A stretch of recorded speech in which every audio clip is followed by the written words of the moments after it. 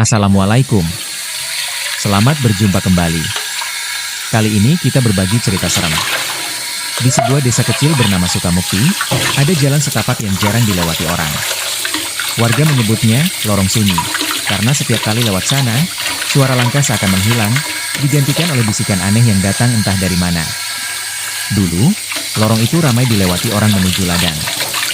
Namun sejak peristiwa kecelakaan puluhan tahun lalu, ketika seorang pengantin wanita tewas tertabrak delman di tikungan, tak ada lagi yang berani lewat setelah senja. Suatu malam, Rama, pemuda kota yang baru pindah ke desa itu, menantang cerita warga. Ia ingin membuktikan bahwa semua itu hanya tahayul.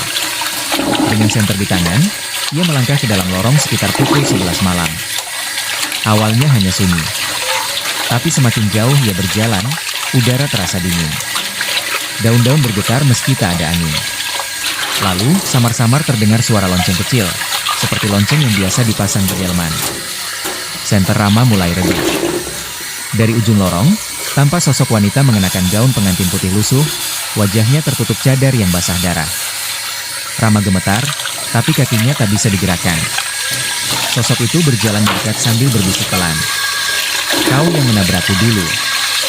Rama menjerit, dan sejak malam itu tak pernah terlihat lagi.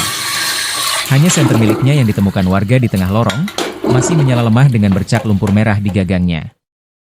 Puluhan tahun sebelum Rama menghilang, desa Sukamukti sedang bersiap untuk pesta pernikahan Sinta dan Bayu, dua sejoli yang sangat dicintai warga. Semua orang datang membantu, memasang janur, menata panggung, dan menunggu malam pesta yang meriah. Namun nasib berkata lain. Saat sore menjelang, hujan deras turun. Bayu yang menjemput Sinta dengan delman tak pernah sampai ke rumah pengantin. Di tikungan lorong sunyi, delman mereka terperosok ke jurang. Bayu tewas seketika. Sinta sempat selamat, tapi luka parah membuatnya kehilangan darah di tempat. Dalam detik-detik terakhir, ia berbisik pada tubuh tunangannya. "Aku akan menunggu di jalan ini, sampai kau menjemputku kembali." Sejak hari itu, setiap malam Jumat, warga sering melihat bayangan wanita berselendang putih berdiri di pinggir jalan, menatap arah tikungan.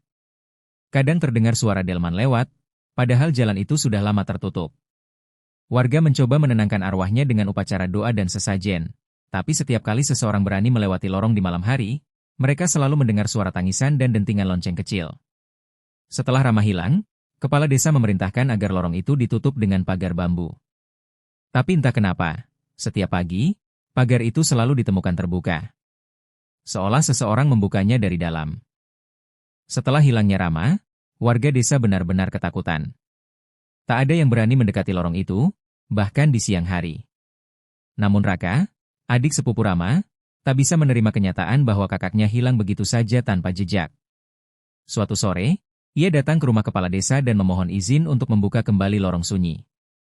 "Saya hanya ingin tahu apa yang sebenarnya terjadi. Kakak saya tidak mungkin lenyap begitu saja," katanya tegas. Warga menolak, tapi Raka tetap nekat. Malam itu, ia membawa senter, kamera kecil, dan kalung pemberian ibunya. Tepat pukul 12, ia melangkah ke dalam lorong yang telah dipenuhi kabut tebal. Semakin dalam ia berjalan, suasana berubah. Udara menjadi dingin seperti di ruang bawah tanah. Dari balik kabut terdengar langkah kaki delman lama, lalu denting lonceng kecil menggema, sama seperti yang didengar Rama dahulu. Raka menyalakan kamera. Di layar, terlihat bayangan sosok wanita bergaun putih menatapnya. Tapi anehnya, di belakang sosok itu, tampak Rama berdiri kaku, matanya kosong, kulitnya pucat seperti lilin. "Kau datang menjemputku," suara wanita itu berbisik lembut, menggema di udara. "Kini giliranmu tinggal di sini." Raka berlari sekuat tenaga keluar dari lorong. Tapi begitu ia menoleh, jalan yang tadi ia lewati hilang, berganti dengan dinding batu dan kabut pekat. Keesokan paginya, warga menemukan dua senter di tengah lorong, satu milik Rama, satu milik Raka, menyala bersamaan, berkelap-kelip seperti sedang berkomunikasi. Sejak hari itu, lorong sunyi benar-benar ditutup dan ditumbuhi semak belukar. Namun setiap malam Jumat, dari balik bukit, masih terdengar suara lonceng kecil. Seakan ada dua arwah yang sedang menunggu seseorang datang menjemput mereka pul. Setelah hilangnya 3 pendaki dari kota, desa Sukamukti kembali diguncang ketakutan.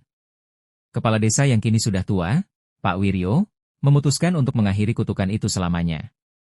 Ia memanggil Mbah Sastro, dukun sepuh yang pernah membantu menenangkan arwah di masa lalu. Malam Jumat Kliwon, mereka melakukan ritual penutupan lorong. Penduduk membawa dupa, bunga 7 rupa, dan tanah dari kuburan lama Bayu dan Sinta, pasangan yang dulu menjadi asal mula kutukan itu. Kabut turun perlahan, menutupi bukit. Mbah Sastro duduk bersila di depan gerbang bambu yang menutup lorong sunyi, sambil berucap pelan, "Wahai yang tak tenang, kembalilah pada tanahmu. Biarkan jalan ini dilupakan manusia." Angin berputar, nyala dupa bergoyang liar. Dari balik kabut, terdengar suara lonceng kecil disertai isak tangis wanita. Tiba-tiba, 2 bayangan muncul, Rama dan Raka, berdiri di samping sosok wanita bergaun putih. Wajah mereka tenang, tidak lagi menyeramkan.